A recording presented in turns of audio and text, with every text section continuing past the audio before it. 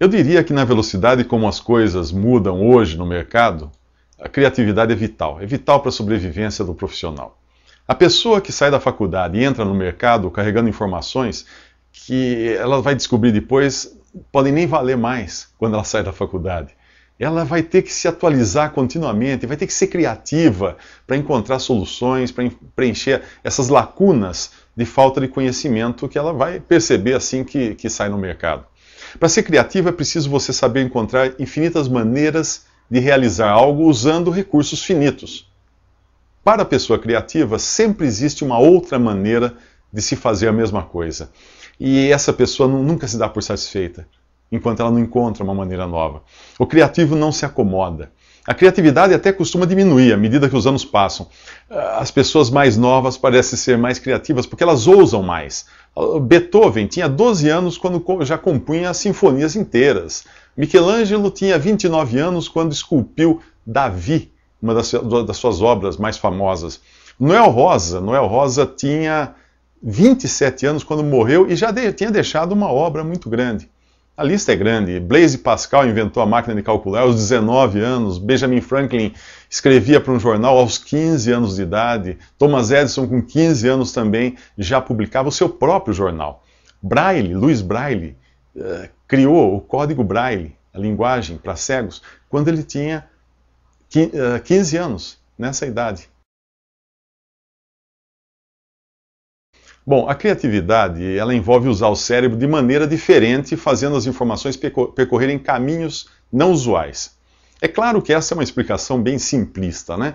Mas um bom exemplo de você entender isso é pensar no caminho que você faz de casa para o trabalho. Se você fizer sempre o mesmo caminho, o seu cérebro vai criar um padrão para não pensar mais no assunto, para gastar menos energia. O cérebro sempre procura formas de gastar menos energia. E você não pensará mais no caminho, só em outras coisas. O caminho passa despercebido. O caminho acaba sendo automático. Só que com isso você também perde a oportunidade de observar detalhes do caminho, que não observou da primeira vez, detalhes sutis, porque agora o seu cérebro já não deixa você prestar atenção naquele caminho, ele está já automatizado. Ao fazer um caminho novo, você percebe muitos detalhes interessantes porque ainda não existe um padrão de pensamento para aquela rota. Pensa na sua infância, em como os dias pareciam muito mais longos, né? Aquelas tardes de verão imensas, do que são hoje. É que o cérebro ainda estava virgem. Tudo significava uma descoberta nova, tudo era novo. No final do dia, você tinha feito ou descoberto tantas coisas que o seu dia parecia extremamente longo. Com a idade, o cérebro vai criando padrões para economizar energia. O cérebro tem que economizar energia para usar de outras maneiras, né? E você já não observa mais o ambiente. O seu cérebro diz para você que você não precisa mais perder tempo observando coisas que são usuais, que são do dia a dia. Não tem mais nada para aprender, ele diz para você. Aí é hora de você fazer outro caminho, de você ler outro livro, de você ouvir outro tipo de música, de você até usar o mouse com a outra mão, comer com a mão esquerda, fazer coisas diferentes, experimentar novas sensações. Só assim a sua criatividade acaba sendo estimulada. José de Alencar, ele enxergou Iracema na palavra América, quando ele escreveu um romance que a personagem é uma índia típica do novo continente América. Poucos já perceberam que existe na palavra América as mesmas letras de Iracema. Isso é criatividade, é enxergar algo padronizado pelo cérebro de outra maneira.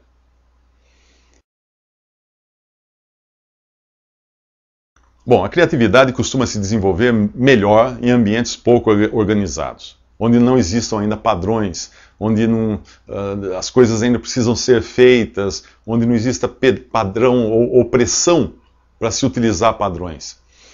Um estudo que foi feito nos Estados Unidos mostrou que as empresas com maior índice de inovação estão localizadas em cidades onde também existe um clima mais boêmio. Ainda que não sejam as mesmas pessoas que participam da boemia, aquelas que inovam, né, nas empresas, aparentemente o ambiente artístico e mais tolerante dessas cidades cria uma atração sobre empreendedores das áreas de novas tecnologias, que são pessoas que também vivem nos limites dos padrões estabelecidos ou até ousam estabelecer novos padrões. Um bloqueio à criatividade é que você acreditar que só existe uma resposta certa para um problema. Outro bloqueio é você achar que a resposta ou a solução precisa ser lógica, precisa ser racional, quando muitas coisas só foram realmente entendidas depois de serem criadas. A pessoa criou e não entendia o que estava fazendo. Até hoje não se compreende completamente a força da gravidade, mas ela está aí, a gente utiliza. Quantas coisas são feitas usando a força da gravidade? A obrigatoriedade de se obedecer regras também é um outro empecilho à criatividade, pois impede que você pense fora da caixa, ou que você enxergue as coisas de outro ângulo. Pode ser, porém, a ideia de que uma coisa, para poder existir, tem que ser possível de ser colocada em prática, impede o surgimento de grandes ideias.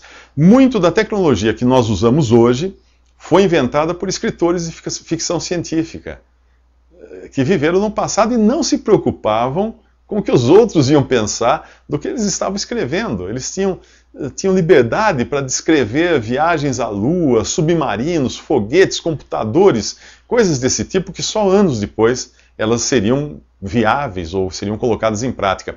O medo de você correr riscos é um impedimento à criatividade. O medo do que os outros vão pensar é um impedimento à criatividade. Outra forma de você estimular a criatividade é por associação. Isso também está relacionado à ideia de se fazer outro caminho, tomar outro caminho, né? Por exemplo, o inventor da máquina a vapor, ele associou uma chaleira à roda em movimento.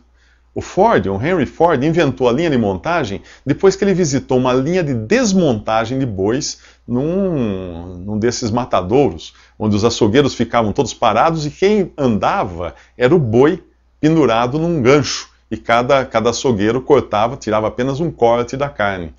O inventor do Reebok, daquele tênis, com sola amortecedora a ar, teve a ideia dele quando ele brincava com uma ampola vazia de soro fisiológico visitando um amigo no hospital.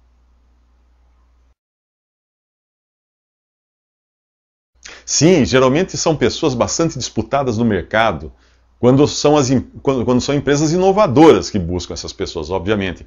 Nem todas as empresas gostam de inovação e nem todas as empresas gostam de pessoas inovadoras, porque elas têm medo de investir em coisas ou pessoas que não estão comprovadamente ou não são comprovadamente viáveis. Elas podem achar que aquela pessoa viaja muito na maionese.